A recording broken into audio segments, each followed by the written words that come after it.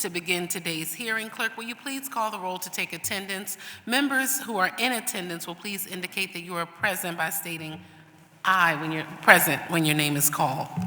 Councilmember Jones, Councilmember Thomas, Councilmember Ahmad, Councilmember Driscoll, Vice Chair Bass, Chair Gilmore Richardson. I am present.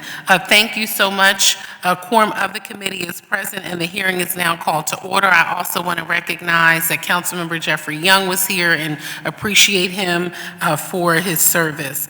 This is the public hearing of the Committee on Finance regarding resolution number 251034. Clerk, will you please read the title of the resolution? Resolution number 251034, authorizing the Committee on Finance to hold hearings on the state of the economy for Black women in Philadelphia. Thank you, and thank you so much again for being here today. Know that I believe that this topic is urgent and important. There are too many Philadelphians who are struggling right now within this economy, and so many families who are hurting, many families that all of our offices hear from on a regular basis. But we are seeing an unfortunate trend right now in our economy, something that began February to July of 2025 that I believe we need to talk about. And that is the challenging economic conditions that we see are disproportionately impacting Black women, making the pressure on them even greater than what's happening in this economy. According to recent data from the United States Bureau of Labor Statistics, nationwide, Black women lost 319,000 jobs in the public and the private sectors between February and July of 2025. The only, let me repeat, the only female demographic group to see significant job losses during the same period. A WHYY analysis of our 2023 United States Census data also showed that the gender pay gap persists in Philadelphia across every race and ethnic group, with Black women earning 64 cents and Hispanic women earning 57 cents for every dollar earned by a white man. Additionally, 69% of Black women are the primary earners for their families per the Center for American Progress. And so we know that with all of this information, with all of this data, with the numbers, and one of the great philosophers that I enjoy listening to, Jay-Z said, "Men lie, women lie, but numbers don't." The numbers don't lie. And so right now we are seeking to hold part one of a very important hearing to hear from our academic experts, to hear from our community experts about what we know to be true around economic challenges for Black women. And we are looking to explore strategies and policy responses to help support economic stability across the city of Philadelphia and, of course, our region. I am grateful to the experts, the leaders, and all the individuals who have joined us today to talk about their lived experience.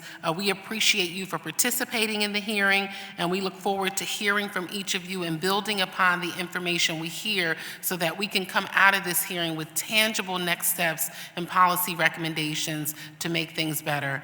So with that, Clerk, will you please call the first panel?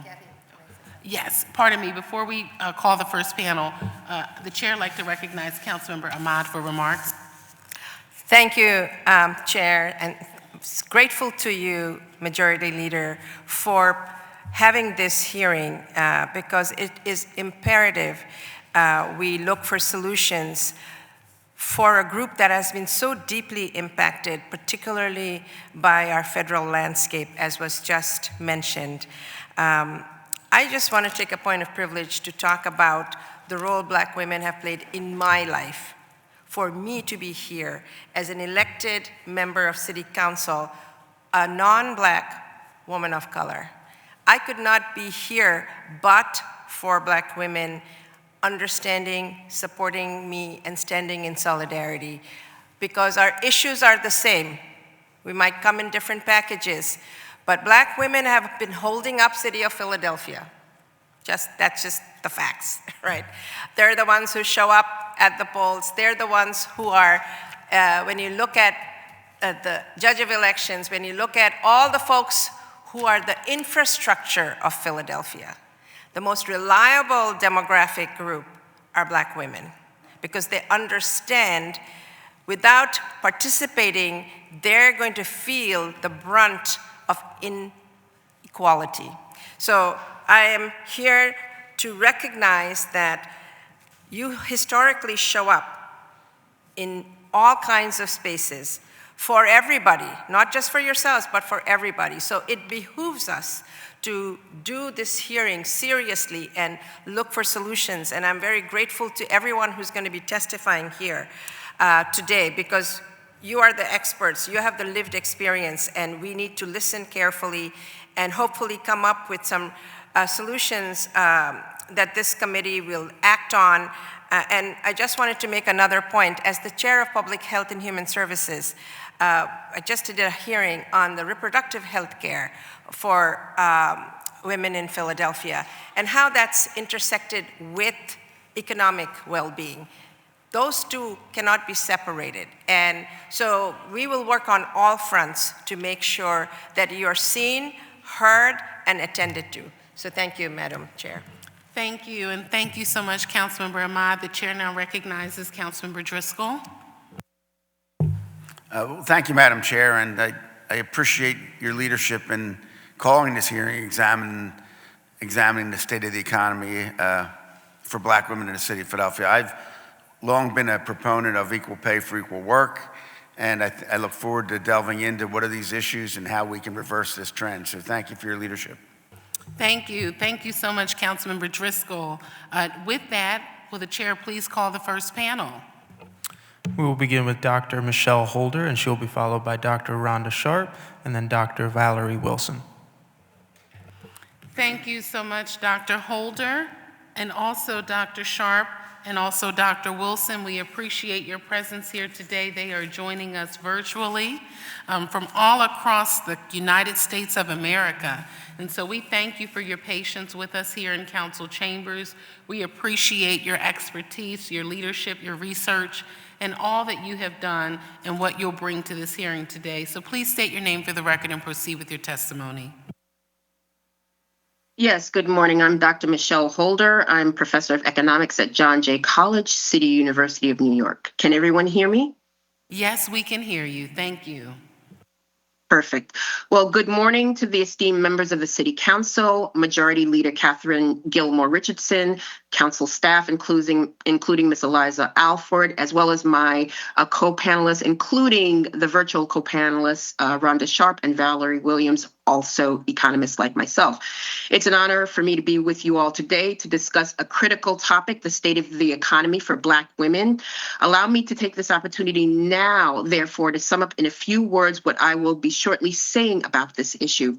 The state of the economy for Black women in the U.S. is that it falls enormously short of providing to us what we provide to it.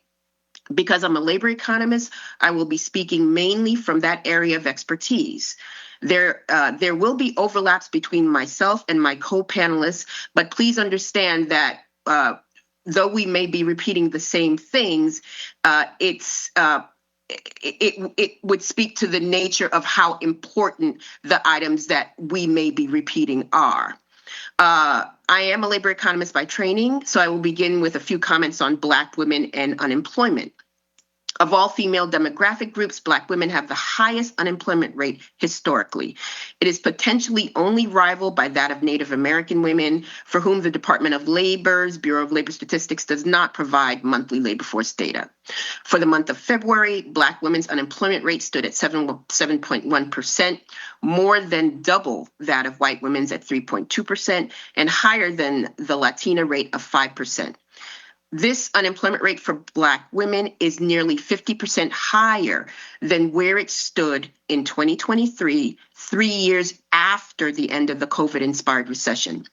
This is unfortunate because if we look at Black women's attachment to the labor force, specifically the percent of adult Black women who are working or looking for work, historically, Black women have had the highest labor force participation rate of every major female demographic group, over 60%. as compared to, for example, white women, which is their labor force participation rate is below 60%. Now, this has been the case for Black women for well over a century. So as a group, we are contributing to the economy, but we don't receive its rewards in equal measure. In addition, as the majority leader mentioned at the start of this hearing, over 300,000 Black women left the American labor force in 2025. Much of this decline can be directly traced to the current federal administration's policies. With the decline in federal jobs, some states also followed and scaled back state employment. But historically, government employment has been an avenue for Black women and families to achieve economic mobility. Thus, the downsizing of government employment had a deleterious and disproportionate effect on Black women, coupled with the attacks on educational institutions where Black women are also employed in large numbers, along with the torpedoing of DEI initiatives and efforts which affect employment in these positions. And as well, as you might imagine, Black women occupied some of these jobs. The final thing I'd like to note is that along with the American labor market not rewarding Black women in equivalent measure to what we provide to it, Black women, along with Latinas, have the largest gender wage gaps of female demographic groups. Black women earn roughly 63 cents for every dollar a non-Hispanic white man earns. And in original research I conducted in 2020, I found that in every major occupation in this country, for Black women working full-time who are similarly skilled, have the same educational attainment level, the same number of years of work experience, etc., compared to their non-Hispanic white male counterparts, in almost every instance, without exception, Black women earn less. And on average, in 2017, earned about $20,000 less in pre-tax dollars than their white male counterparts. Over a lifetime, this means that a Black woman working full-time for 30 years will be cumulatively underpaid to the tune of about $1 million. I also quantified what this undervaluing of Black women's labor amounted to in terms of the aggregate loss to the Black community in the U.S. Roughly $50 billion per year each year is lost to the Black community in earnings for Black women because they are not paid equitably. And this is not due to any reasons that might be put forth, such as Black women lack the necessary skills, lack the necessary educational attainment, lack the necessary work experience. In my research, I was comparing apples to apples, full-time working non-Hispanic white men to full-time working Black women with the same level of educational attainment, skills, and work experience. And again, Black women were underpaid in almost every instance in the occupations, in all of the major occupational groups that I examined. Thank you for allowing me to participate in this important hearing. And I just wanted to note, as the majority leader noted, the philosopher Jay-Z also said, "Can I live?" But under these conditions, we can't live, not prosperously. Thank you again. Wow. Thank you so much, Dr. Holder, for your expertise. We certainly appreciate your testimony today, but not just your testimony, but your very robust research, which we've had an opportunity to review. And while you're here, and before we go to the next panelist, I just wanted to ask you a couple questions regarding the wage gap for Black women. And so you've written a number of papers, but particularly around the wage gap and about the double gap in particular, and you've shared important findings around the double gap. But could you speak to the policy recommendations that you cited in your paper to address the double gap, and what you think would be most impactful for local governments to consider as we look to additional policy solutions? Thank you, Majority Leader. Yes, there were some policy avenues that I outlined in one of the papers I did on the earnings gap for Black women. One of them that I outlined has to do with pay transparency. At the federal level, we do not have a federal law requiring private sector employers to post a job salary ranges when open positions are available. This, though, such legislation, though, has occurred at state levels and in certain localities. I don't know if Philadelphia has such a law requiring employers to post salary ranges for job openings, but this would go. I'm sorry, I'll stop. Oh, no, we were just agreeing. We're nodding. Oh, okay. Yes, yes. I don't know if Philadelphia has this kind of legislation, but I think this would be an important piece of law that could go. I wouldn't say all the way, but certainly to a reasonable degree in providing more pay transparency. The other legislative avenue that would be helpful is to disallow employers from requesting previous salary histories from job applicants. This has been shown to have disproportionately negative impacts on women and people of color in the American labor market. So again, if Philadelphia does not have such a law that makes it illegal for employers to request previous salary histories when folks are applying for position openings, your jurisdiction should consider that. Other avenues and measures that I outlined also included Black women. I suggest that when Black women apply for open positions, after they've done all of their research in terms of what they think they should ask for with regard to equitable compensation, I always say ask for slightly more, 5 to 7% higher, because it is the fact that at some point in their career, either past, present, or future, they will be underpaid and undervalued. I'll stop there because I recognize that we have many other panelists. That's wonderful, and I'm taking copious notes on those policy recommendations, two of which I think would be wonderful for our city, and know that we're going to follow up with all of the recommendations shared in one central document from this hearing. Lastly, I know that you did additional research around the impact of COVID and COVID recovery in healthcare, and I know we're just 6 years out, but your research, which was very robust, found that Black women were hit particularly hard by the economic impacts of the pandemic, and it's primarily due to our overrepresentation in the healthcare and hospitality industries, specifically in those lower wage positions. And I understand that very much so because during the pandemic, we work with our local healthcare union, 1199C, as well as one of our nonprofit providers in Philadelphia Works, to establish a program to reskill and upskill our home health aides to positions as certified nursing assistants or patient care techs, to get them into higher wage positions in the healthcare industry during the pandemic when we needed additional healthcare workers. So you talked about that a lot in your research, and really the unemployment crisis that's hitting Black women with advanced degrees, right? You have advanced degrees and can't find employment. So I just wanted to ask you a question relative to your research, if you found that the sort of rebound in employment for those who were hit hardest by the pandemic, where are those folks now?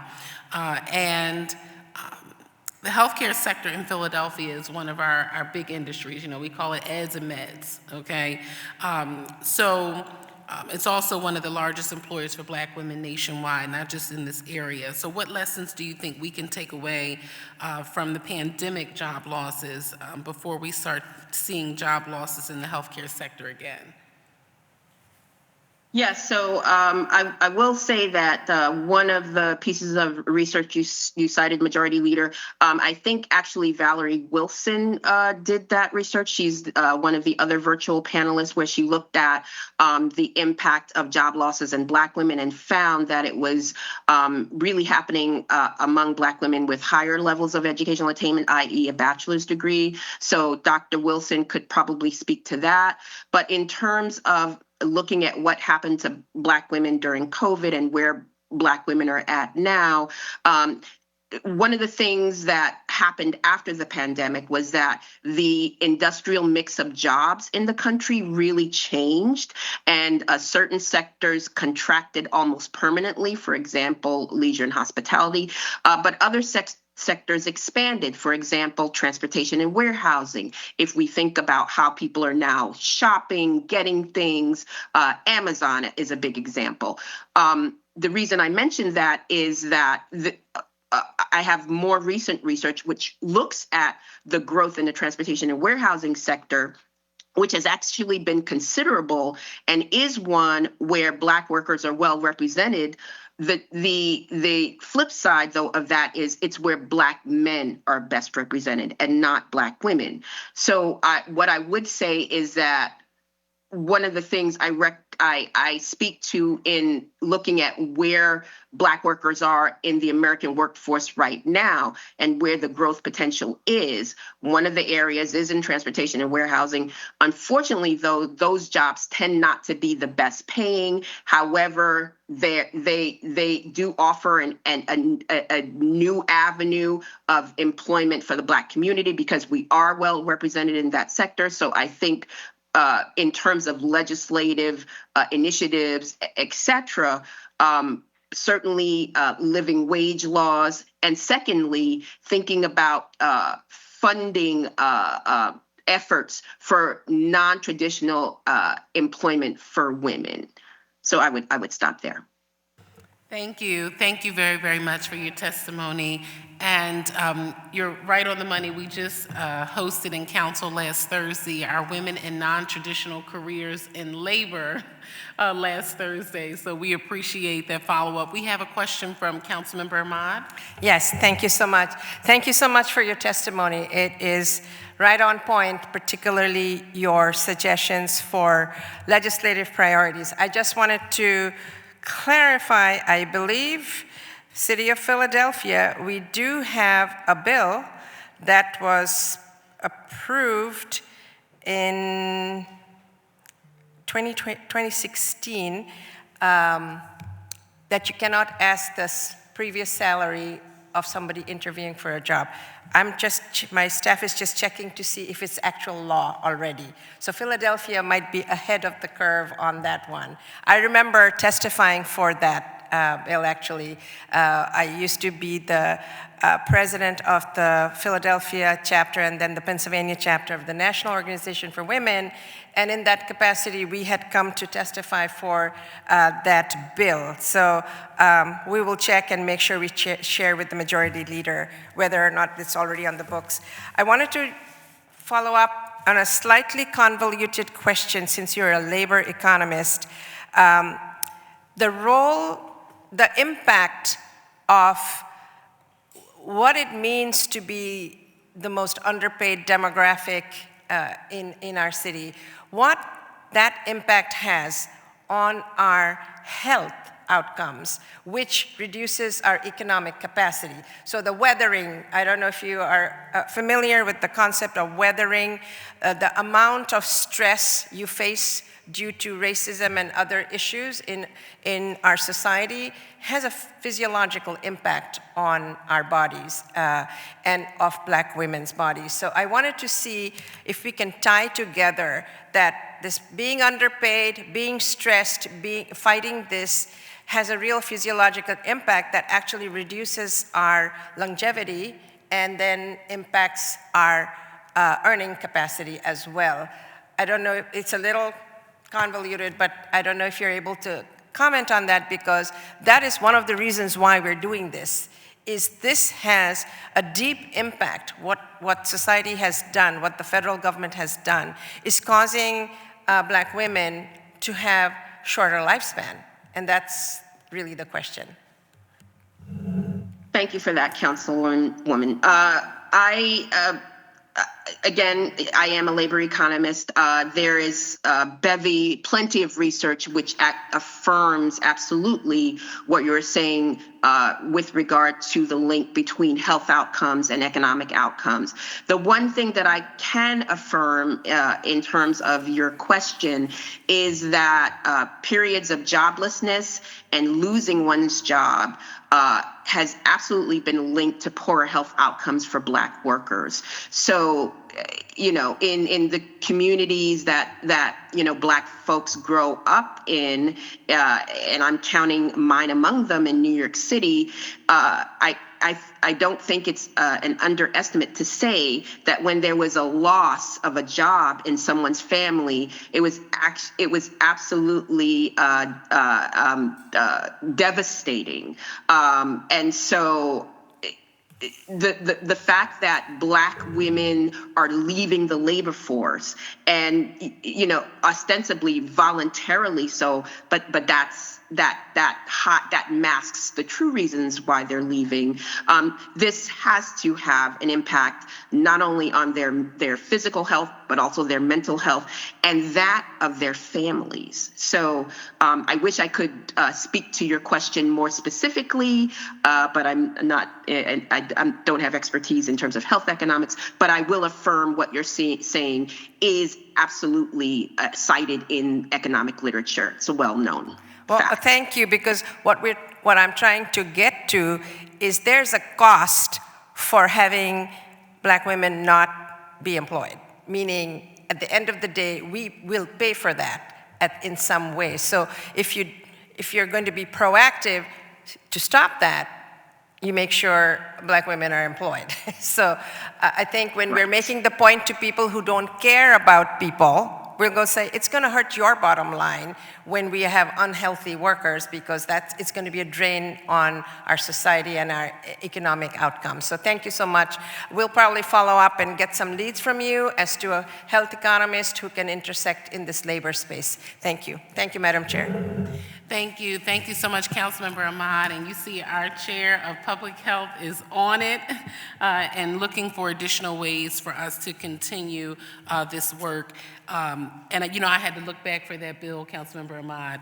And I said, I missed that bill number because it started with 16. That was one of the years I was out on maternity leave. So that's 160840. Was the legislation, and it's enforced by our Philadelphia Human Relations Commission under the Fair Practices Ordinance. And so we'll be sure to share that information, but also look at the second portion of the recommendation that you made as well. We'll include that as an addendum to the totality of the report that we pulled together for this hearing. So thank you very much, my colleague. Will the clerk please call the next witness? And we thank you so much, Dr. Holder. Thank you so much for being here. Dr. Rhonda Sharp. Thank you so much, Dr. Sharp. Please state your name for the record and proceed with your testimony. Thank you. My name is Rhonda Von Shea Sharp. I am the president and founder of the Women's Institute for Science, Equity, and Race, WISER. Our mission is to expand women's focused research to include the needs of Asian, Black, Hispanic, Indigenous American, and multiracial women. Thank you, Councilwoman Catherine Gilmore Richardson, members of the Committee on Finance, Eliza Alford, for all of your wonderful work reaching out to us and making sure we were here on time to speak on Resolution 251034. I want to start by addressing an incomplete narrative. And I want to remind y'all, I'm the messenger. It is not true that between February 2025 and July 2025, that 308,000 Black women left the labor force, as reported in an August 2025 article by Roy. My calculations show the correct number when the article was published was 251,000.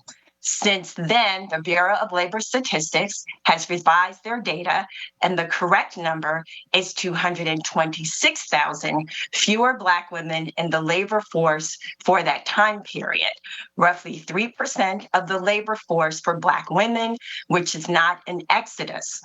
Here is why the narrative is incomplete. Between January 2025 and February 2026, the number of Black women actively working or looking for work, Black women's labor force, increased by 254,000. February 2026 is the highest monthly count for labor force of Black women, which may be attributed to a combination of demographic changes, inflation, and policy changes. Here is why we must be concerned. 2025 job creations data show the entire U.S. economy added 181,000 jobs, not enough jobs to absorb the increased labor supply of Black women. When the labor force growth exceeds job creation or job openings do not match skills, unemployment rises. This will happen without discriminatory labor market behavior. What the data show for Black women is not a story about their behavior. It is a story about job availability, and employer hiring behavior. In February 2026, the overall Black unemployment rate was 7.7%. Black women's unemployment rate for February 2026 is 7.1%, and for all women, it was 4.1%. These are not abstract numbers. At the worst point of the Great Recession, white women's unemployment peaked at 7.6% in November 2010, a number close to the current unemployment rate for Black women. In the calendar year 2025, Black men had a net gain in employment of approximately 200,000. Over that same period, Black women lost approximately 113,000 jobs, while white women gained 21,000 jobs. That contrast is why disaggregating the data reveals what hides in the aggregate.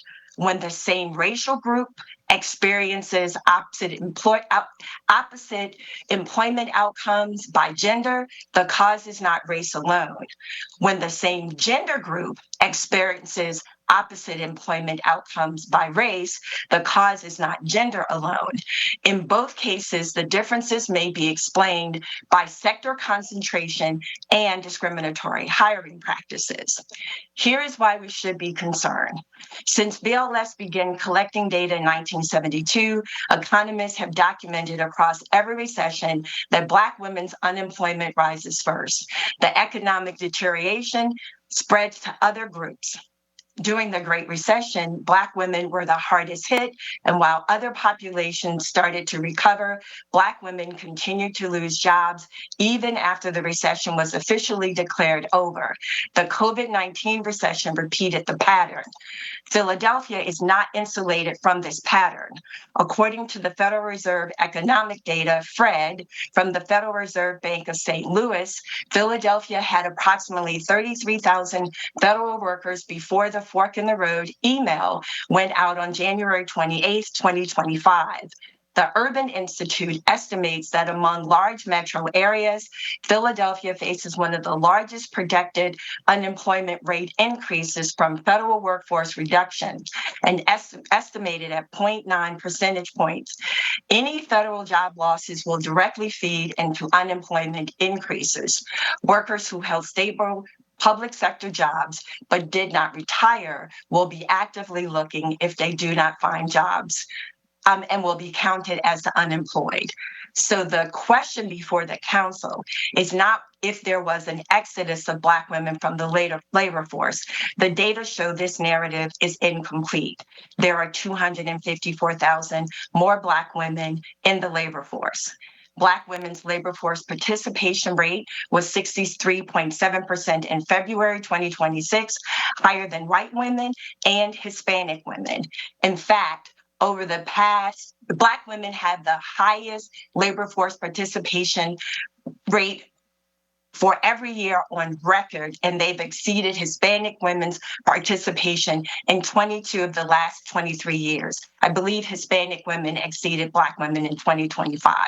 The question is, what happens next in Philadelphia and nationally if policymakers believe incomplete narratives or misread the data? The problem is job availability and discriminatory hiring practices.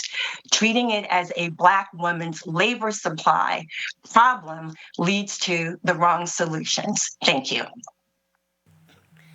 Thank you. Thank you so much, Dr. Sharp. We certainly appreciate you being here today, and we appreciate you arguing the data is not complete, and to sort of, aggregate out all of the data to understand a more fuller picture. You talked about cities like Philadelphia, and you know that in 2023, Philadelphia's Black unemployment rate was lower than the national average. However, by 2025, last year, our unemployment rate was higher than the national average. So can you just talk about what you think were the drivers in that shift, particularly recognizing our demographics here in Philadelphia? I cannot. I'm going to defer to Valerie or Michelle. I generally don't look that narrow. My expertise is really to encourage policymakers to disaggregate the data so that when you're talking about your unemployment rate, it isn't in the aggregate. And so if I can follow up on that with some of the things that Michelle mentioned and the example that you gave earlier about looking at educational attainment. I think those are important factors that when we disaggregate and we can see unemployment by educational attainment, when we can see that by race and gender, it allows you to do a better job in terms of crafting policies. So, for example, in a place like Philadelphia, thinking about the impact of the federal work reduction, it's going to be it's more important to have disaggregated data. I think not only by race and gender, but to have an understanding of the positions that are lost so that you understand the skills which allow you to do a better job in terms of workforce support so that you can match people taking their skills and transferring them from federal jobs to private sector jobs or even city jobs. And it's difficult to do if you don't disaggregate that to get a better understanding of the skill sets, what are the jobs. And I would even argue that it's probably also important to think about job flexibility. So when Michelle was talking about transportation and warehousing, jobs at like Amazon, if you're working in the warehouse or you're driving, those jobs are incredibly flexible. So if there's a way to transfer federal workers to some of those jobs that have some flexibility, probably not a bad deal. So circle away to say, no, I cannot answer that question. Well, thank you very, very much. And I will say that we have representatives here from the administration who we'll hear from during panel 2. But I do believe that the administration is doing a really good job through their Office of HR and Commerce and other departments, CAO, collectively working together to recruit workers from the federal workforce to work in a variety of positions here in the city of Philadelphia. I think they just had a session a couple weeks ago, if I'm correct, and they'll talk about that more when they testify, but I did want to give them kudos for that work because we see that and we know that it's important. So we thank you so much for being here today, for your testimony. The chair recognizes Councilmember Ahmad for a question. Oops. Thank you, Madam Chair. Thank you, Dr. Sharp, for all the information you shared with us. I wanted to ask you a question, and I'm not sure this is the relevant question to ask you, but I wanted your thoughts on this. We have seen in the issue of maternal mortality, meaning people dying at childbirth, that racism is an independent variable, not connected to health of the mother, not connected to socioeconomic condition. none of it, independently. So right here in Philadelphia, I was able to allocate some money for actually a pilot to look at what type of implicit bias training, not the one you sit at your computer, the Harvard one where you just click your a computer key to see how fast you're responding, but an actual in-person scenario-based training. We're in the process of doing that. I just wonder if that sort of independent variable has been established for how employers work and hiring practices and how they treat people, all of those things. And what your thoughts might be about instituting some kind of a check on how it, I believe in my head, it's an independent variable as well, which we know anecdotally across the world that our original sin is still operating in structures that impede progress for Black people and Black women particularly. So it's sort of a rhetorical question. I don't know how I can make all of Philadelphia do this, but maybe we could. So I would love to hear your comments on that. So I think that's a fabulous question. About 2 weeks ago, I was at UPenn's Jerry Law School while they were celebrating Sadie Alexander's it was a conference to celebrate Sadie Alexander, and one of the questions was, in some ways related to this, but about artificial intelligence.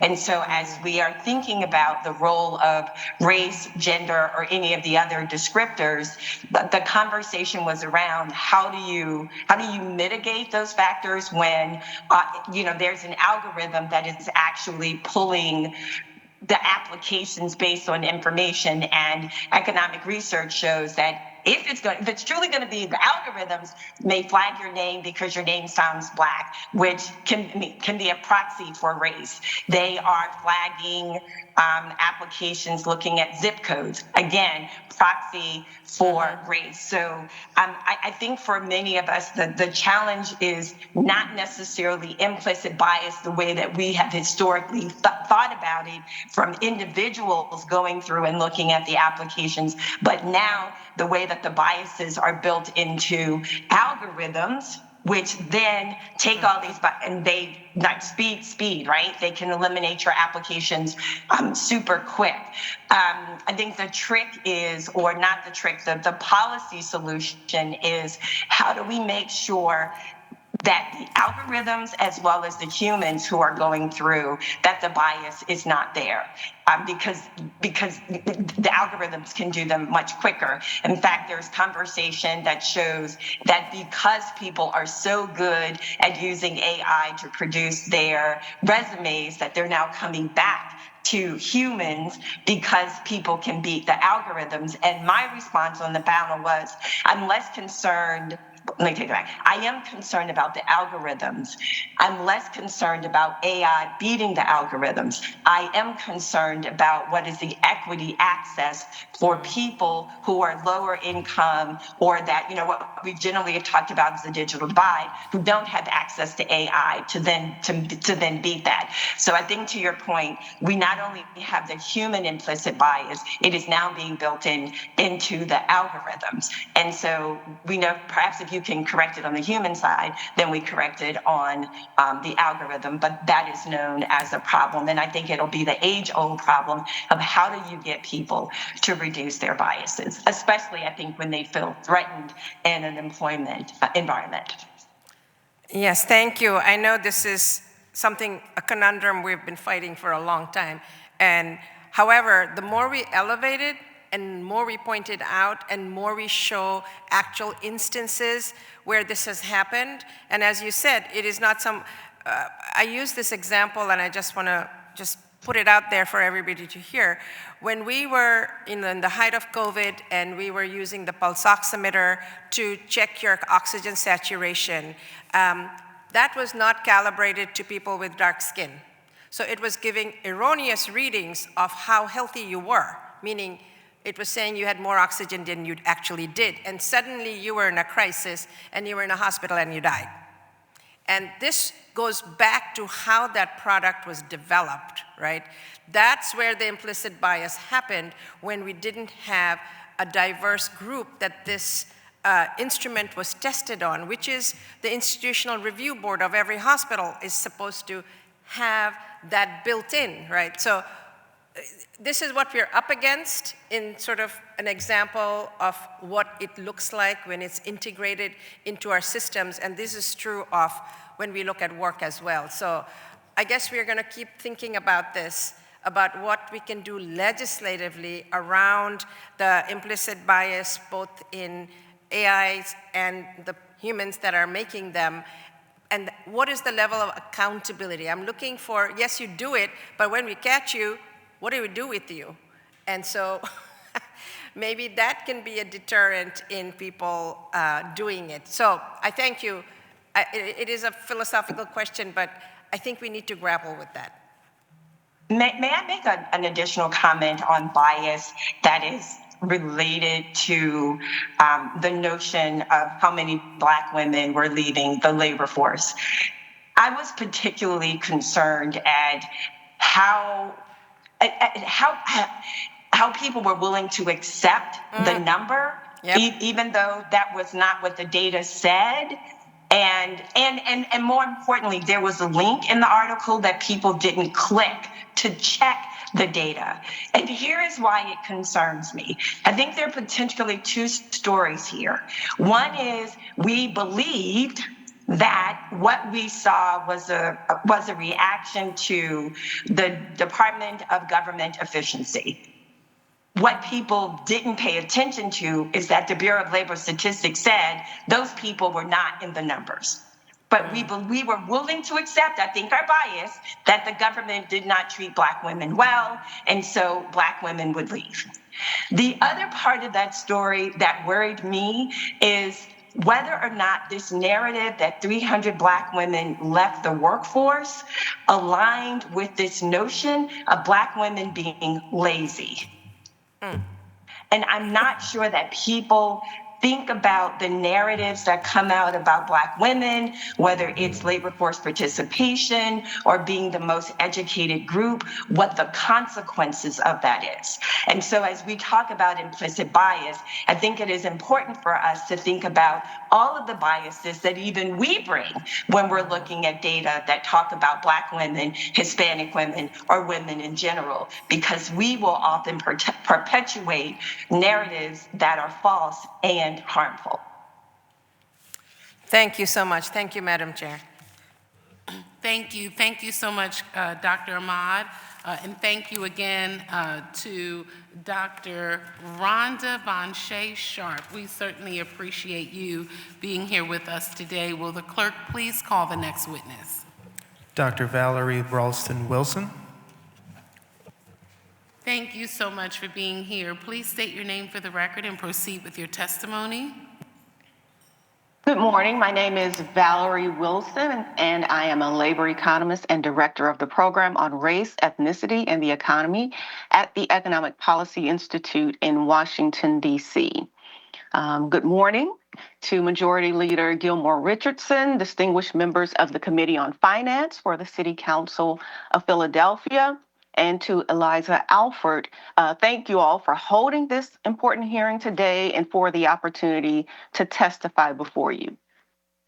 I am going to discuss the large employment losses Black women experienced in 2025, emphasizing the spike among college graduates and public sector workers.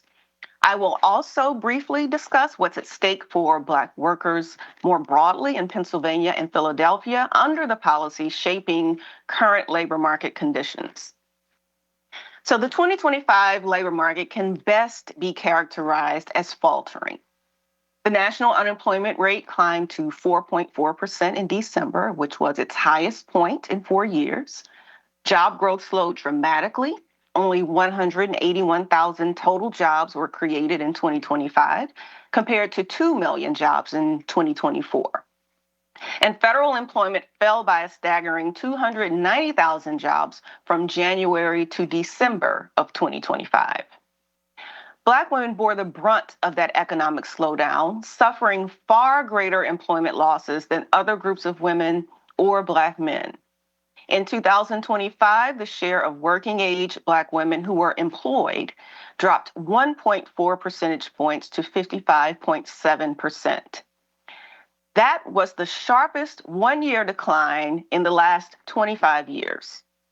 Now, by comparison, the decline among Black men and white women was no more than 0.5 percentage points each, while employment rose slightly for Hispanic and Asian American Pacific Islander women over that time period.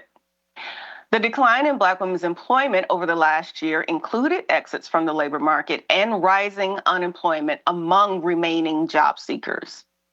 Our labor force participation rate dropped from 60.6% in 2024 to 59.7% in 2025, as the unemployment rate rose from 5.8% to 6.7%. A closer look reveals that college-educated Black women experienced the greatest drop in employment and labor force participation rates. The employment rate for Black women with bachelor's degrees fell by 3.5 percentage points over the last year, which was a much larger decline than any other education category, including those who had less than a college degree. Similarly, the labor force participation rate declined most for Black women bachelor's degree holders. That was down 2.3 percentage points in 2025. Large employment losses and labor force departures among college graduates were a direct consequence of the Trump administration implementing massive federal layoffs and buyouts over the last year. A sector where nearly half of Black workers have a bachelor's degree or higher. Notably, the overall net loss in employed Black women was driven entirely by public sector losses, with most of those job losses occurring in federal government. While Black women saw a net increase in private sector employment in 2025, primarily in the growing education and health services industry, there were net losses in 6 of the 12 major private sector industries. Among those net losses, a third occurred in the other services industry. A quarter of those losses were in manufacturing, 21% were in financial activities, and 15% were in the professional and business services industry. Now, the impact of federal job losses go beyond the DC metro area. Last summer, we published a report called A Tale of 10 Cities, where we explored economic conditions for Black Americans in 10 U.S. metro areas with the largest Black populations. This included Philadelphia, where Black Americans are the largest racial group in the principal city of Philadelphia, accounting for about 40% of the population. In that report, we found that more than 52,000 federal workers were employed in the Philadelphia metro area.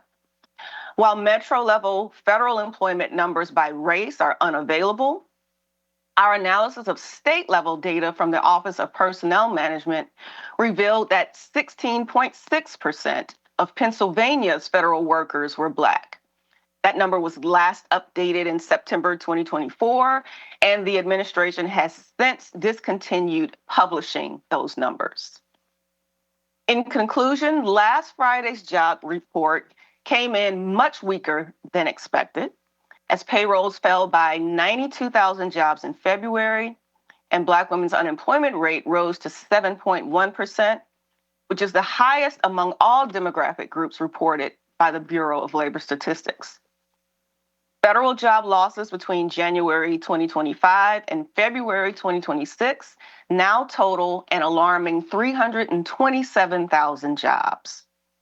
Prior to any of this, and I believe you referenced this statistic earlier, the Philadelphia metro area was one of 5 metro areas cited in our report as having a lower Black unemployment rate than the national average, as estimated in the 2023 American Community Survey. That year, the Philadelphia metro area Black median household income was also higher than the national median for Black Americans. Black women are an essential part of that economic story, And it is critical that city and state governments do all they can to support their residents and, by extension, protect their local economies from the harmful economic policies and anti-equity agenda of the current administration and Congress. Thank you. Thank you. Thank you so much for your testimony and the important statistics that you shared. I was particularly interested in the research wherein you talked about the overall net loss in jobs for Black women was particularly driven by the losses in the public sector, and that there has been an increase in the private sector, which again is driven by healthcare and education. And you know, in Philadelphia, we're a city of eds and meds. And so, you know, are you or do you have continued concern relative to the wider job market for Black women, or do you think the crisis will stay mostly contained to the 2025 losses? I think there are signals that the economy is slowing beyond what happened in 2025. The recent jobs report that came out actually reported a decline in education and health services in February. So while on average for the year of 2025, that was one industry where there was employment growth for Black women, at least in the last month, that industry has also experienced losses. And so that is troubling, given that that was the one area where there were measurable employment gains in the last year. Now, you talked about that Tale of 10 Cities article, and we are very appreciative of the data that you shared specific to Philadelphia and how, in general, how Black Americans are faring across those 10 cities. And you heard me talk about, with our last panelist, the Black unemployment rate in Philadelphia now being higher than the national average. But your article talked about the actions that state and local policymakers can take to try to protect Black workers from the impacts of the federal policy. If you could just elaborate on which recommendations you think are most impactful for a city like Philadelphia. Yeah, so in that report, a lot of those recommendations were focused more on things that the state can and has to do. And I think as it relates to city or local policy, the major challenge that cities face is making sure that any sort of progressive policies that they want to implement are not preempted by the state. I know the city of Philadelphia has long been trying to advance an increased minimum wage and has run against challenges with pushback from the state. So that's one of those examples where a city would try to do something that would be or more beneficial for workers and run into challenges with the state. The other policy that I think is important, particularly as the economy slows, would be strengthening and expanding unemployment insurance. It's one of the most well-targeted interventions during a recession because it's very targeted to people that need it, people who lose jobs and have a loss of income. We saw during the pandemic that expansion of unemployment insurance was critical to having a robust recovery. So that's one of the things that we talk about in that report. We also have another report that gets more specifically to this issue of equity and equal employment. As we know, at the federal level, equal employment policy is also under attack, and most cities and some local areas also have fair employment practice agencies that are another line of defense in protecting workers against discriminatory outcomes. We outline a number of things that those localities can do to strengthen those provisions. One, just making sure that they are covering all workers in the state or the city. In a lot of states, those anti-discrimination law covers in some places, I would say, covers the public sector only. It's important that those protections cover both public and private sector workers, and that all classes designated in federal law are also covered in the state or local anti-discrimination practices. But those are some of the things that in either the 10 cities or a subsequent report, series of reports we call Holding the Line, where we detail ways that states and cities can push back or sort of counter a number of the harmful policies that are taking place at the federal level. Excellent, and thank you for notating the work that we've been seeking to do here in Philadelphia, particularly around the living wage, but also encouraging our partners at the state level to work towards increasing the minimum wage here in the Commonwealth of Pennsylvania, something that I know my state rep, G. Ronnie Green, cares so much about, and all of our friends and partners at the State House. So we thank you so much for all of those recommendations, for the research, and just for being here today, sharing your expertise.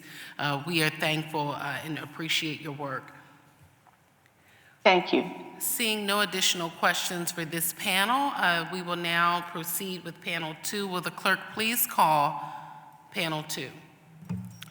Heloise Jettison, Chief of Staff, Department of Commerce. Thank you so much for your patience. And thank you so much for being here. If you could just state your name for the record and proceed with your testimony. We have our workforce development expert here. Thank you.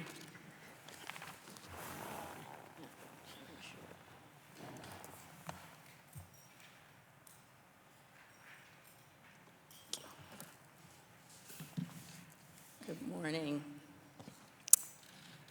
Good morning, Chairperson Gilmore Richardson and members of the Committee on Finance. My name is Heloise Jettison, and I am the Deputy Director and Chief of Staff for the Commerce Department. And I'm joined here today by Yvonne Boy, who is the Deputy Director for the Office of Neighborhood Economic Development in the Commerce Department.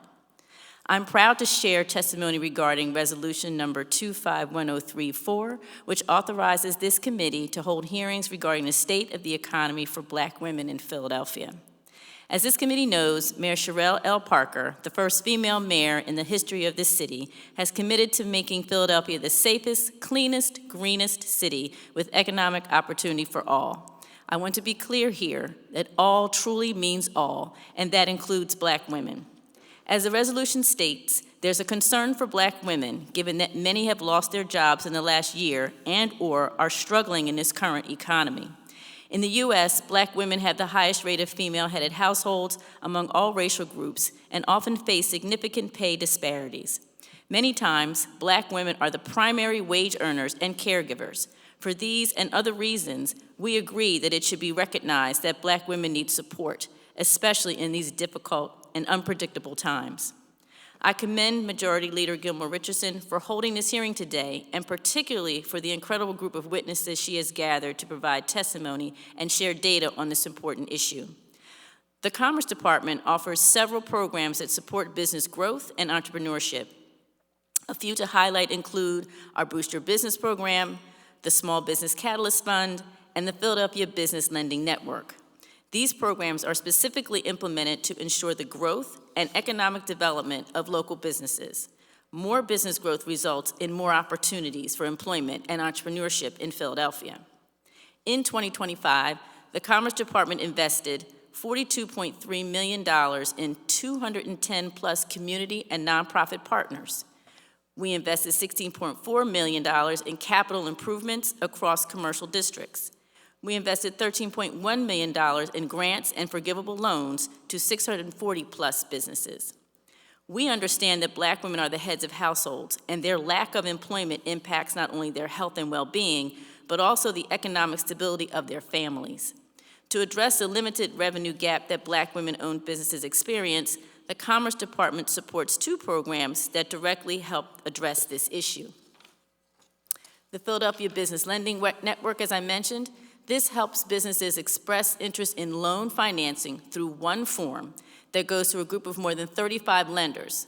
To encourage lenders to consider more small businesses, the Commerce Department can provide a grant of up to 50% of the approved loan amount for a maximum of $35,000. The grant is attached directly to the loan agreement. In 2025, 46 businesses received a total of $831,907 in grants to match their private loans, and 70% were first-time borrowers. Second is the Quality Jobs Program. This program invests in local businesses that hire Philadelphia residents for new, full-time jobs that pay Philadelphia's 21st century minimum wage and offer paid time off and health benefits.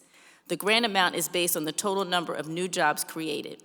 In 2025, this program supported the creation of 441 new quality jobs.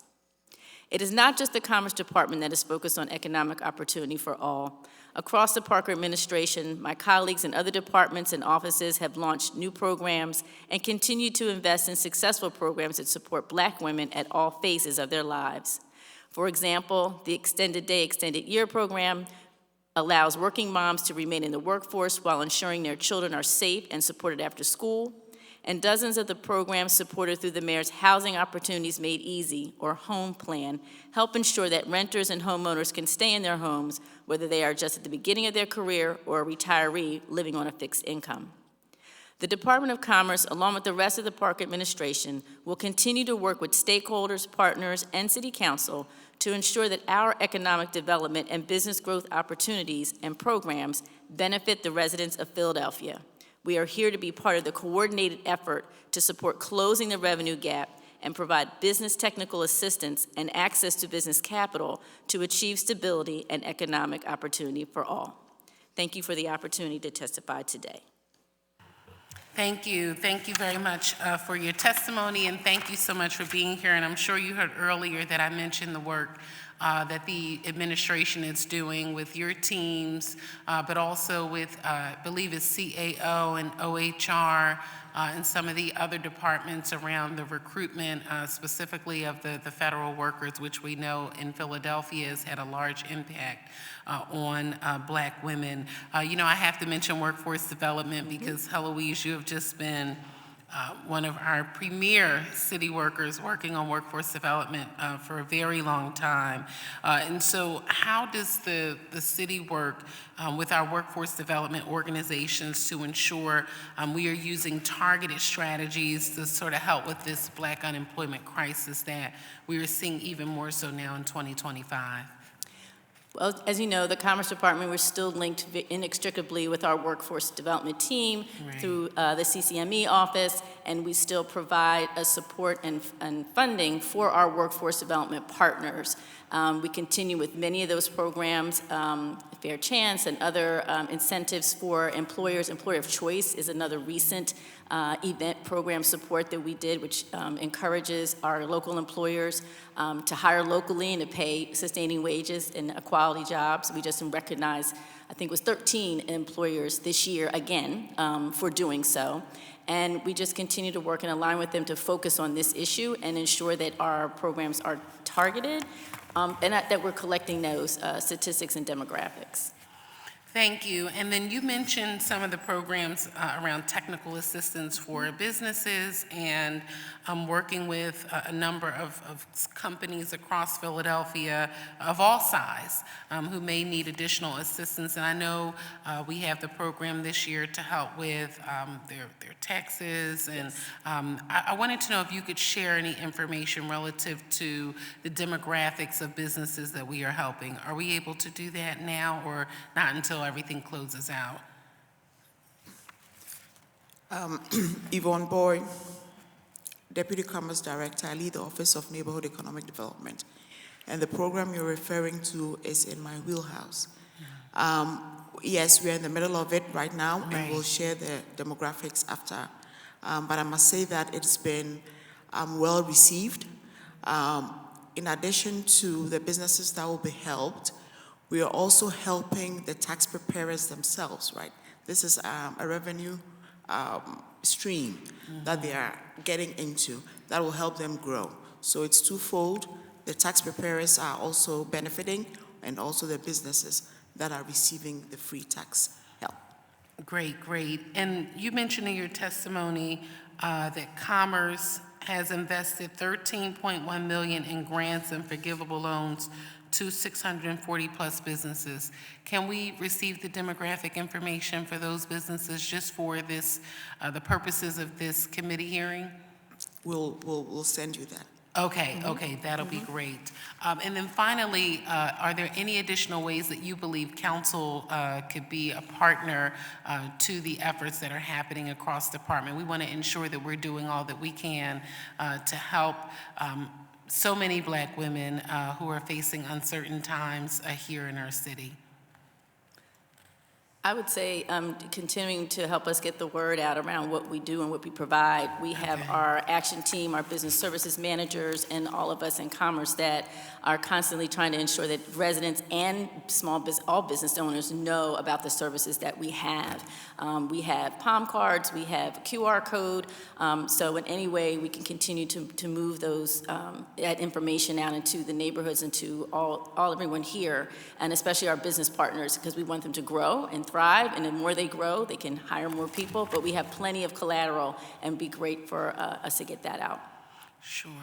And I'd like to add to that, your support in all the programs that we have is imperative, right? Year by year, as things get more difficult, it is imperative that City Council understands the work that we're doing and supports it. Right. Agreed. And to that end, are you all sort of looking at our eds and meds sector proactively to see if there are any trends that we need to be paying attention to? Yes, in the Office of Business Development that is led by Dawn Somerville, Dr. Rebecca Grant leads up that sector of business, life sciences and ed meds. So any further information, if you'd like, we can get more information around that, but that's what she's focusing on. Okay, and just if there are any trends that we should be looking out for particularly as we go into the budget process. Absolutely, Okay, definitely. all right, thank you. Seeing no additional questions for panel 2, we thank you so much for being here today, and thank you for your patience. Thank you. Okay, will the chair now call panel 3? Will the clerk please call panel 3? Joanne Bell of Black Women's Leadership Council, Tanya Morris of Mom Your Business, Kelly Shard of Women's Way, and Alicia Gillespie of Women's Way. I must thank all of these witnesses for their patience, for being here today, for waiting for us. We appreciate you being here, but we wanted to hear directly from you, our community experts who have so much to provide to this conversation. And I'll take a point of personal privilege to especially thank Joanne Bell, who's been talking about this issue on Black Women's Leadership Council and WURD for a long time. And so we're just getting around to uplifting this work during Women's History Month, but you've been talking about this, which is why we definitely wanted you to be here today, and all of our witnesses who are here to share with us. We appreciate each and every one of you. So you're going to state your name for the record and then proceed with your testimony. Good morning. My name is Joanne Bell, and I am the chair of Black Women's Leadership Council, also a radio program in WRD Radio on Fridays at the same title, Black Women's Leadership Council. Let me move up a little closer. Thank you, Chairwoman, for all that you do. I was pleasantly pleased to get the invitation to speak today, and this is the work that's close to my heart, but I know it's close to yours too. So I'm here to speak on the resolution number 261034. The importance, this subject is of great importance to me and Black Women's Leadership Council. We're an advocacy organization founded in 1988 in a community room at the Guardian Civic League where 28 Black women from all walks of life came together to advance the interest of African American women. We were concerned about the growing education, housing, and economic disparities in the city at that time. And while we had demonstrated our ability to get people elected and voted, we were denied the opportunity to have a seat at the table. So we created our own. And the fruits of our labor can be seen over the past 38 years by the elections of women in city council. And I want to say that Councilwoman Marion Tasco, Gussie Clark, and later Blondell Reynolds were all a part of our initial group. And we fought hard to open the doors for women to sit at the State House, the State Senate, the judicial bench's appointments to boards and commissions, and the first Black female mayor of the city of Philadelphia. Advocacy by Black women.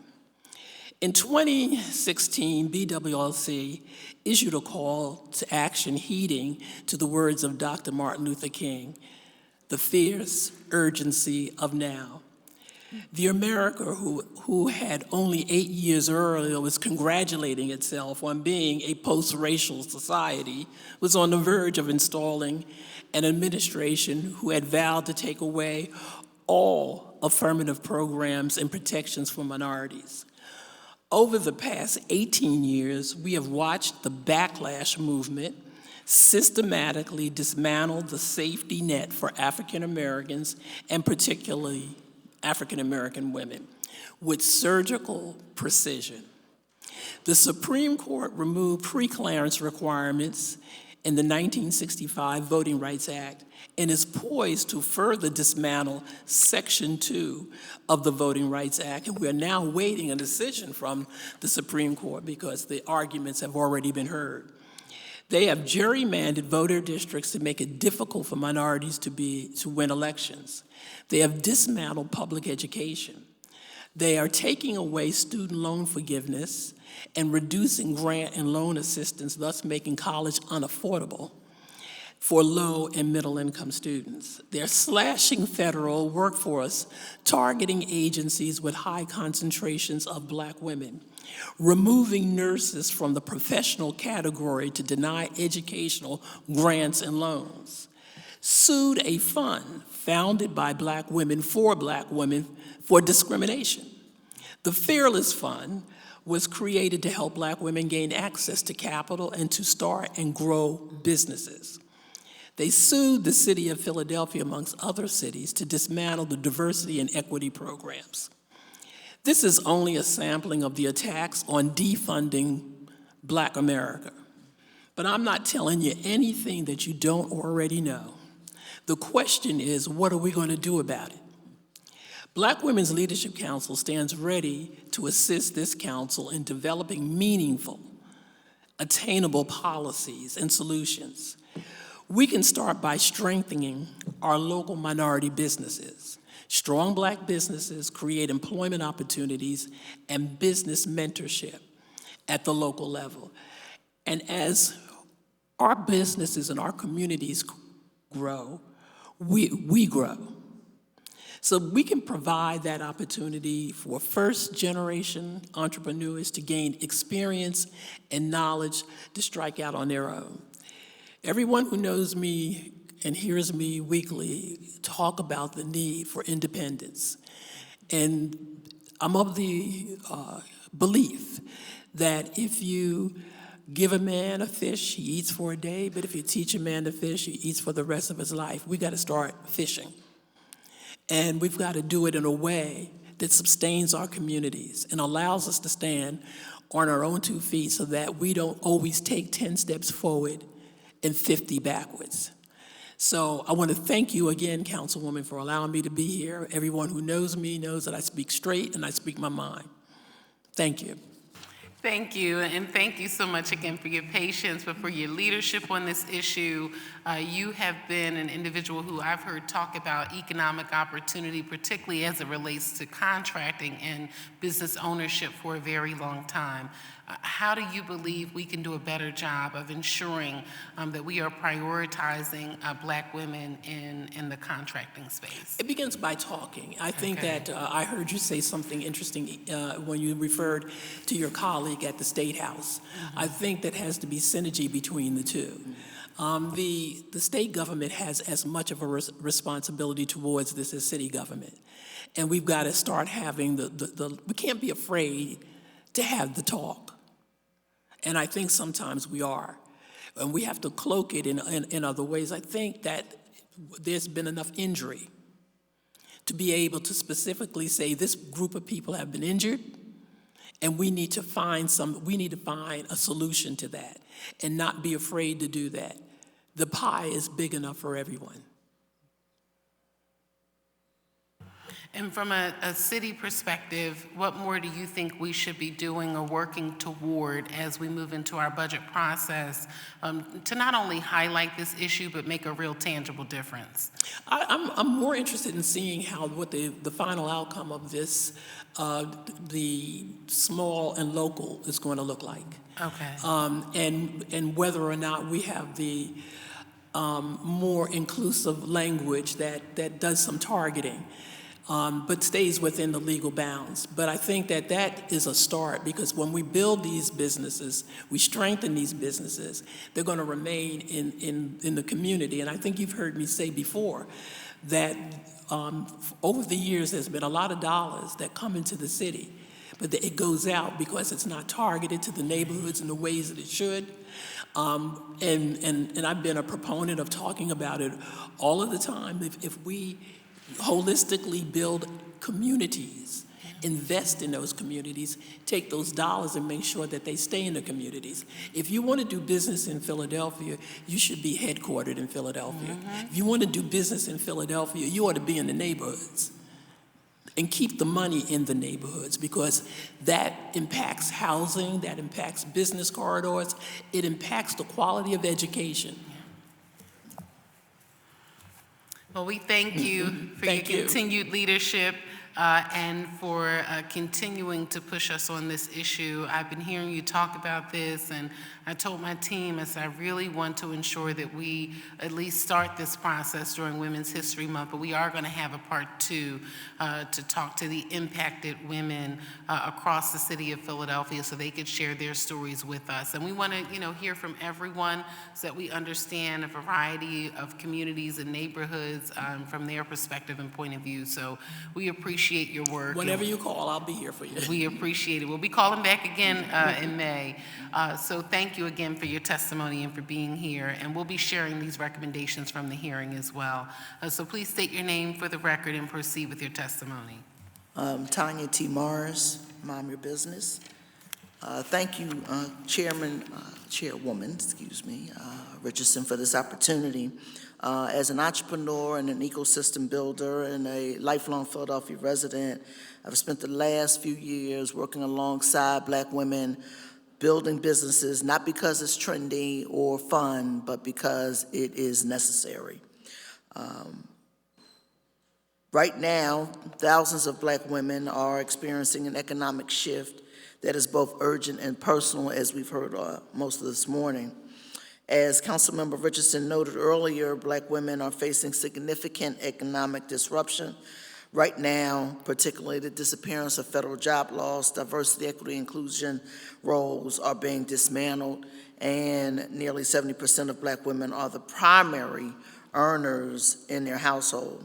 So when Black women lose jobs, entire families and neighborhoods feel it first. So the question before us today is not simply about unemployment. The real question is, what is Philadelphia's economic strategy for Black women now? There is an opportunity. In Philadelphia, Black-owned employer firms grew 73% over the last decade, but they still represent only 9% of all employer firms, even though Black residents make up 41% of the city's population. This is based on a recent Pew study. And for Black entrepreneurs, the real gap is not business formation. It is the jump from being a solopreneur to being an employer business. Entrepreneurship for Black women is not just about starting a business. It is about economic stability, ownership, and redirecting talent into wealth building. When a woman starts a business, she doesn't just create income for herself. She hires people, she supports local vendors, she keeps money circulating in Philadelphia neighborhoods. Entrepreneurship is economic development, and that is most evident when real job creation occurs. And for a city, that means new jobs, stronger neighborhood economies, and broader local tax base. In my work, we see this every day. We are helping Black women move from side hustle culture to first-time employers, designing hiring roadmaps and building the supports that help founders move from a solo entrepreneur to a small team. We've set a goal this year to help 100 Black and brown women become first-time employers by 2028, creating 300 net new jobs in Philadelphia. But if we are serious about this pathway, we must treat Black women-led entrepreneurship as economic infrastructure, not as a side project. That means, as we heard from our Commerce Department earlier, access to capital tied to hiring and job creation, employer readiness labs and incubators that help founders move from contractors to W-2 employees, much like the lab that is being created by the Business Center up in Germantown. And pathways for displaced federal and DEI roles to redirect their skills into entrepreneurship where entrepreneurship fits or the future of work. Here's what I'm asking Council today. First, formally recognize Black women-owned employer firms as a priority in Philadelphia's economic and workforce strategy. Second, partner with organizations like Mom Your Business and establish a Black Woman Employer Council so the women actually creating jobs can help shape policies around procedures, procurement, childcare, transportation, taxes, other barriers that hinder job creation for entrepreneurs as well as affects hiring. Third, support targeted pilot funding that moves women from job displacement to entrepreneurship and track the revenue, jobs created, and wage quality so we can prove what works. Philadelphia already has the talent. What we need now is intentional investment that turns survival businesses into growth businesses and turns job loss into job creation. Today's hearing is an important step in acknowledging that challenge, and my hope is that we will learn, that we will lead to a clear commitment that Philadelphia will not just study the problem, but will invest in the solutions. And the way that we do that in this moment is that what we're looking for is for Philadelphia to not be the reason that hinders us from hurting our economy, but would support Black women in rebuilding it. Thank you. Thank you. Thank you very much for your testimony and for your work. I remember seeing you as a staffer when I worked for former council member Blondell Reynolds Brown, continuing to do that work. And so we appreciate you. I was taking notes because I love that terminology that you utilize, side hustle culture. Yes. And also we know that this is a major issue in Philly to move our entrepreneurs from being sole practitioners to ensuring that they could hire additional staff, thus helping additional folks to be hired in the community. So I appreciate your work and helping us to move from conversation to action, and we will be sure to include the recommendations in the report. Thank you. Okay, thank you. Thank you so much for being here. Please state your name for the record and proceed with your testimony. Grand Rising, my name is Alicia Gillespie. Yes, good to see you. Good to see you. Okay, please proceed with your testimony. I was part of the Change the Narrative cohort in Speakers Bureau at Women's Way. I'm a boy mom ×3, a thriver, a change advocate, storyteller, and future podcaster. My work history included customer service, and I'm here to share a snippet of my life and the impact not only physically, but mentally that I've experienced having multiple health issues, including breast cancer, that most affected my ability to provide for my children. As sole provider, the mental health to it took a toll for me to recover and race to make a way to not conform to the stereotypes of a Black woman, single, unmarried, and incapable. The nights I cried myself to sleep worrying about the next moments because of deadlines, and also holding space that I'm dealing with the systems that are rooted in hatred, division, and fear. How the help is used as a weapon, not to build generational wealth, but to have control and create more trauma. For those who have no control of circumstances, I had to be my own cheerleader and advocate during these difficult times. Also thinking how many others feel the same way, but too afraid to speak up. It was draining how I was still expected to work while sick, sustain a home, and recover from breast cancer surgery. Bank accounts empty, bills accumulate, and no relief. My call to action would be financial security. It's a human right. Generational wealth shouldn't be a dream, but an opportunity for all to have stability and the peace to thrive. Thank you. Thank you. And we are just so thankful for you and happy that you are here and a survivor of breast cancer. We appreciate you for sharing your personal story. Can you talk to us about how the Speakers Bureau really helped you? The Speaker Bureau helped me unlock my gift of sharing my lived experience boldly, unapologetically, and giving room for others to amplify their voices as well. Like I said, I'm here as a change advocate.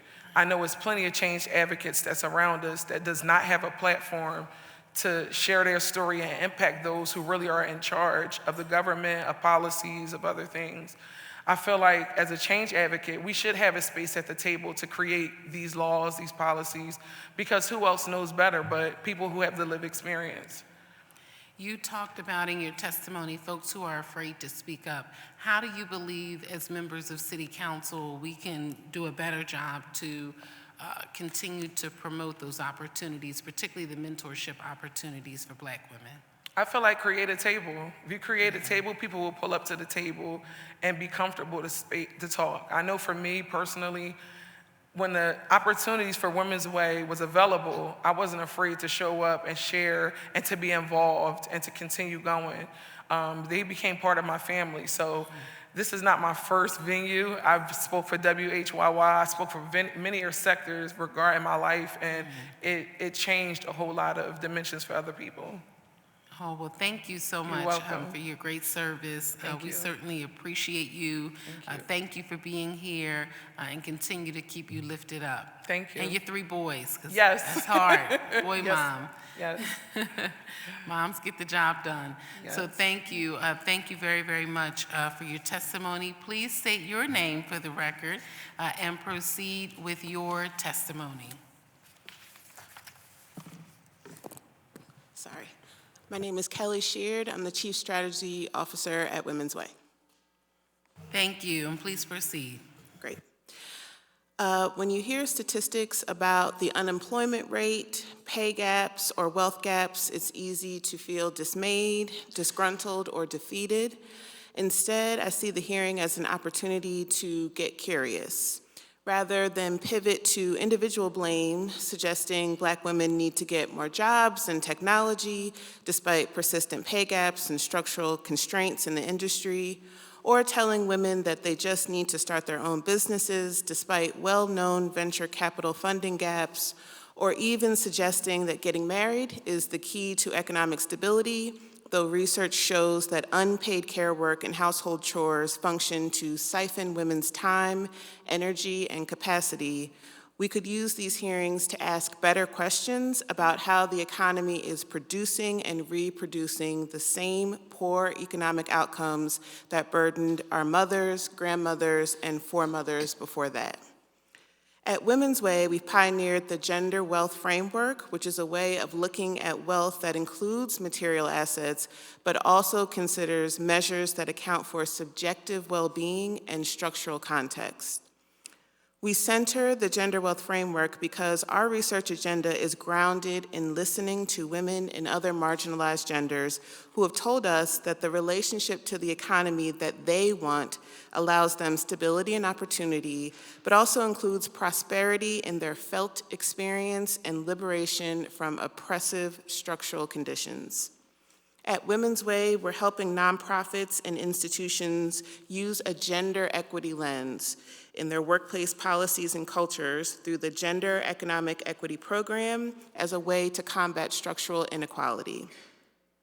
Using the gender wealth framework, I see the hearing as an opportunity to get clearer on how systems, that is, laws and policies and institutions, are functioning to exploit, neglect, and undervalue Black women, and then to take that knowledge and leverage the power of local government to protect and elevate those at the bottom of the economic ladder. Lifting up the knowledge and expertise of the first Black woman to serve as chief economist at the U.S. Department of Labor, Janelle Jones, her Black Women Best economic framework tells us that centering Black women in fiscal reform allows us to dismantle policies that protect and grow white advantage and obstruct Black women's economic empowerment. Relatedly, these hearings can serve as an opportunity to get laser-focused on policies that stabilize Black women and increase opportunities that benefit all marginalized people. Perhaps as a result of this hearing, the City of Philadelphia will decide to focus on worker protections or the care economy or improved access to income assistance or gender equity in the workplace. All of these are promising and impactful. My hope for the hearing is that we collectively set a standard of deeper questions and a precedent for centering those at the margins of the economic systems so that we can disrupt harm, offer real support, and co-create a new and promising reality for everyone in the City of Philadelphia. Thank you. Thank you, and thank you so much for your testimony, and thank you for the work of Women's Way around the gender wealth framework. I wanted to talk about an issue that's been at the forefront of so much of the work that I've tried to do here in Philadelphia City Council around gender wealth attainment and ensuring that there's a generational wealth transfer for families in the work that I've done around Tangle Titles. And we know that owning something, owning a home, owning a business is the fastest way to achieve generational wealth.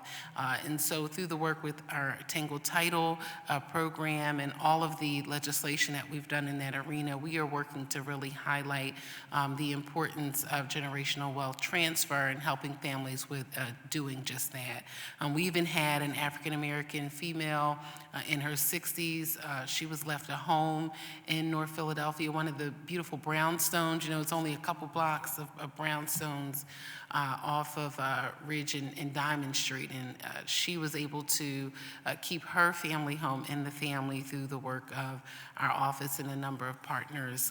And I have to give a shout out to Queen Judith Robinson, who helped her as well with that case.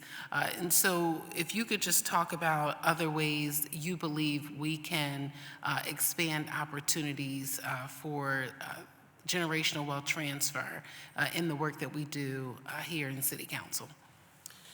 Thank you, and thank you for your work around Tangle Titles. I think that's a really interesting example of how you can have a material asset, but your felt experience or lived experience with that thing can be complicated, and it prevents your sort of fuller experience of wealth. So it's good to have the thing, it's important to have the material asset, but if the institutions and structures are not allowing you to experience it, and that, as you're mentioning, pass that on to future generations, then wealth really isn't achieved. So I appreciate that.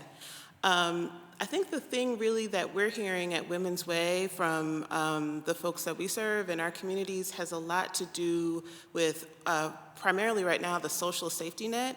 So there are lots of folks who are thinking about losing their access to food through the SNAP program. There's a new requirement that folks need to show that they are working or engaged in some sort of volunteer activity.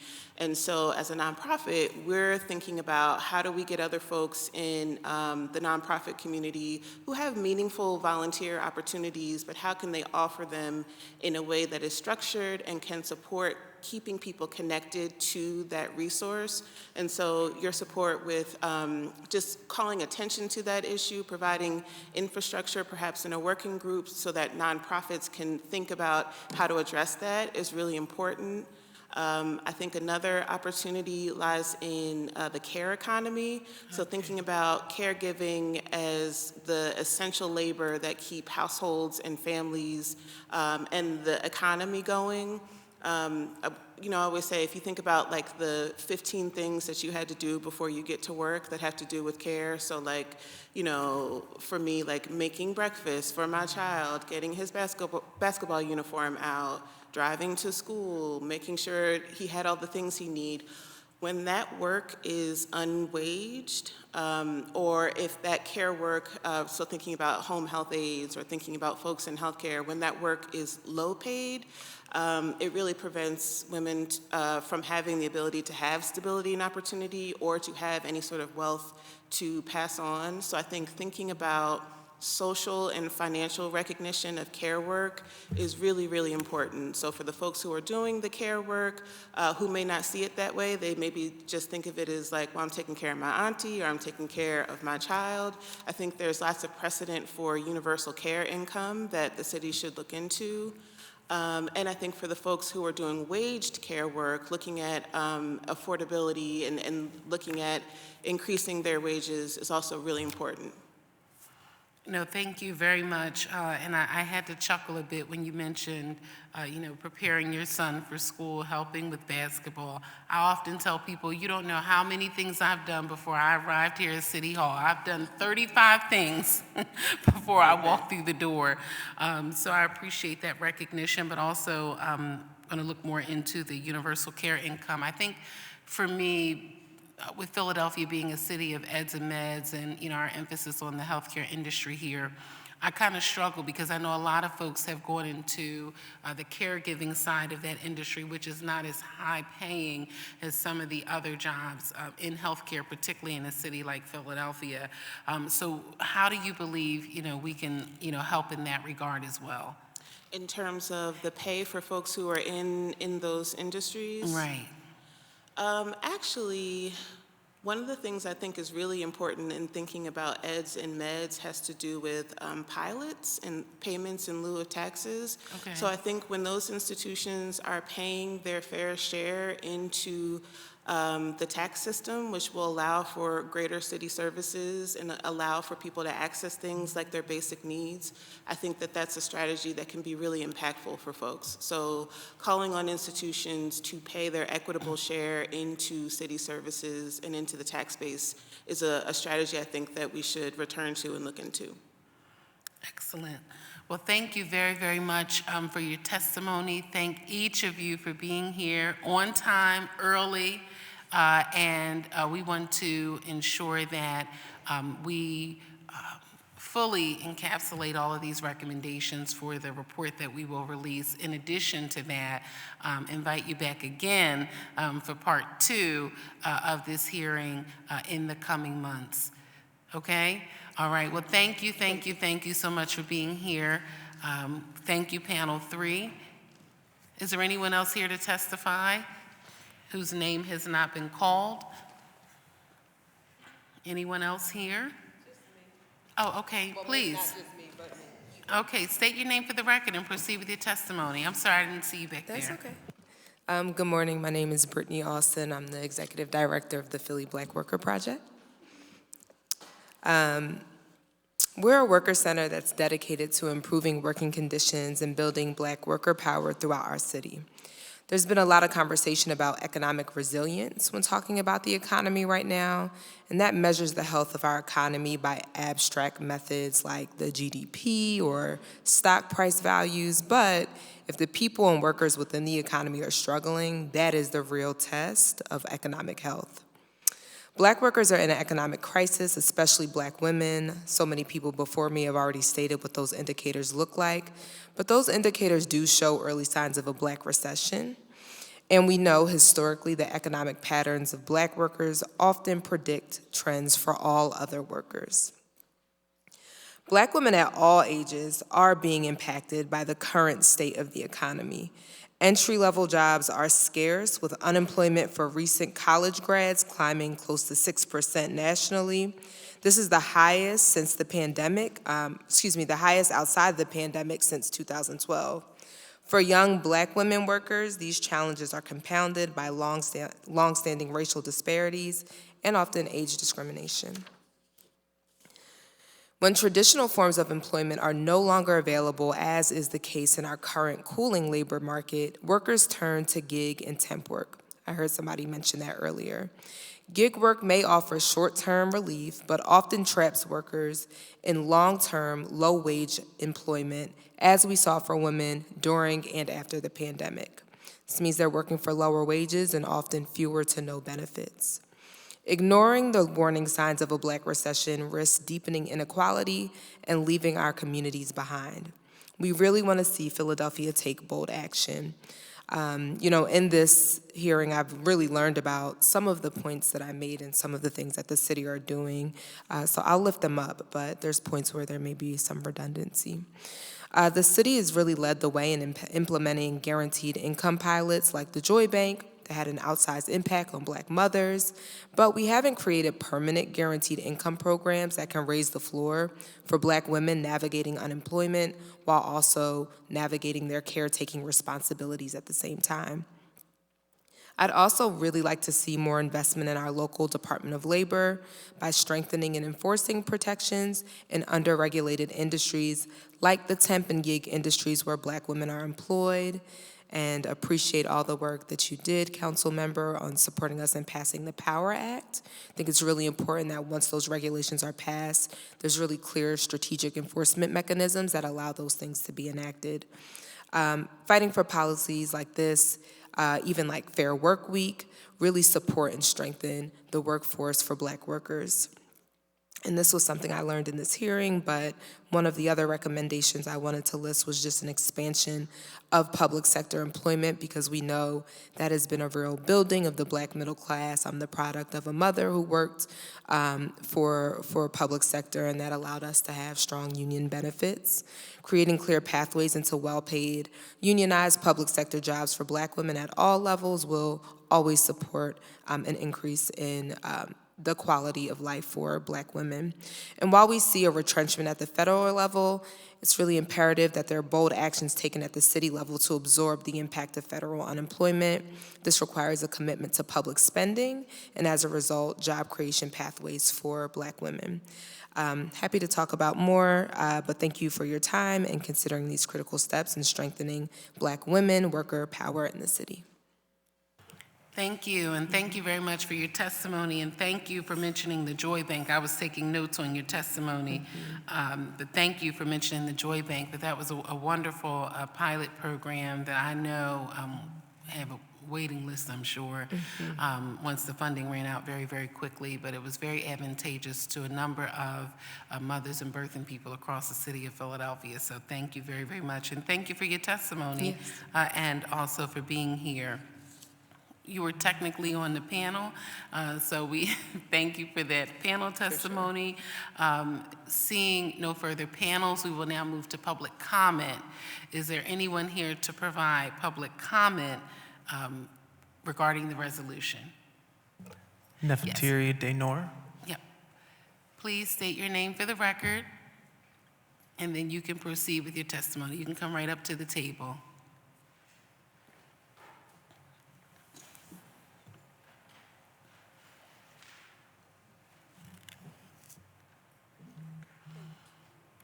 Thank you.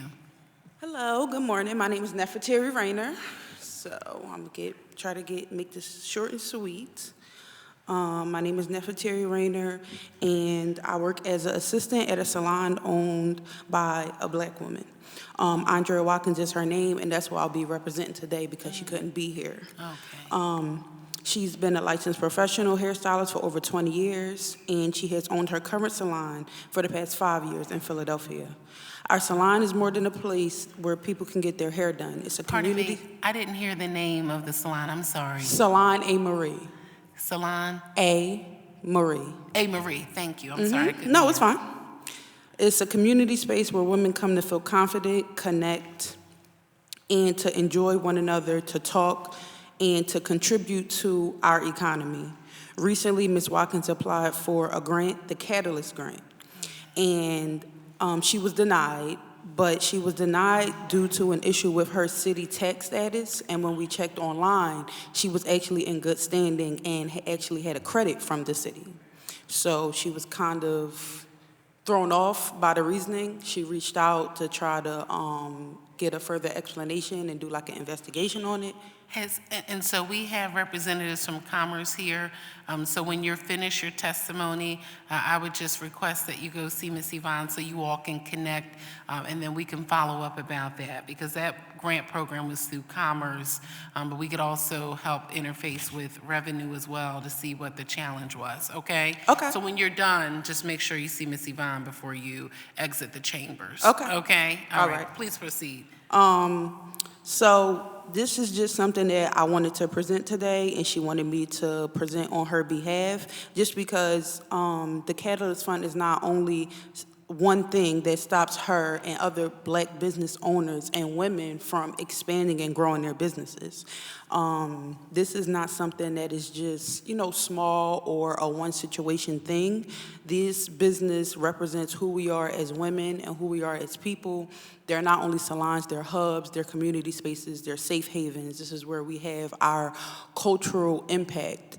And most of us start out in salons, or our grandmothers and our mothers, and a lot of activists, Black women who are activists, started in salons. So salons are not just, it's just a salon. We need to invest in the future of our salons, of our communities, and our cultural spaces.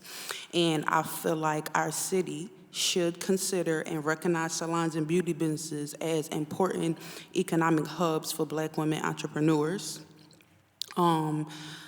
I feel like we should go over maybe more consideration after compliance, real-time tax verification, or even a short grace period to correct tax issues if there are any, that can help ensure that small businesses are actually in good standing and not unintentionally excluded from opportunities that are meant to support them. Because our Black women lead in entrepreneurship in doing this, but we also have a very, very, very small support in funding. So we're becoming entrepreneurs and, becoming owners of our own things, but then we're falling short. So that's my spill. Well, thank you. I'm so glad you came in today, and I'm so happy that you provided public comment for the hearing. Completely agree with everything that you shared, and we want to ensure from a city perspective that we are making it as easy as possible to access capital and technical assistance, and that's been the work that's been done and being done by the Department of Commerce currently, even with helping businesses to file their taxes. You talked about beauty salons and barbershops, right? Being a hub, a cultural experience. We know that we have a number of Black women who own hair salons across the city. And I was encouraged by the work that our chair of the Philadelphia delegation, State Rep Morgan Cephas, did for those industries in particular over the pandemic. That was work that happened at the state level relative to barbershops and beauty salons, but also work that we were doing here from a grant perspective with barbershops and beauty salons over the pandemic. So I am concerned about the information that you shared.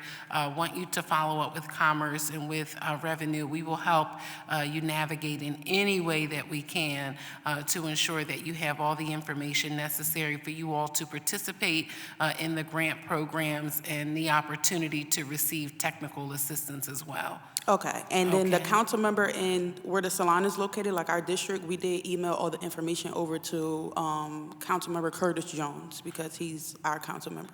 Oh, excellent. Well, that's probably somewhere in my community, because he's also my district council member, and we work together very closely, and we'll ensure that we have a team member get all of your contact information so that we can follow up. Now, I didn't hear the name very well because the acoustics in here are bad sometimes, but is that salon on 63rd Street? No, so the salon is in Roxborough, 5261 Ridge Avenue, Salon A. Marie.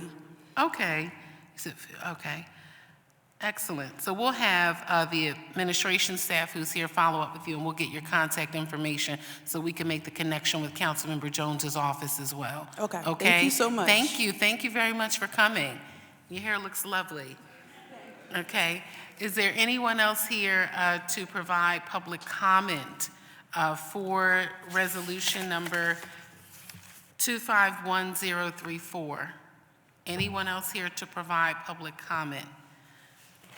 Seeing none, there being no further bills or resolutions on the agenda today, this concludes the business before the Committee on Finance.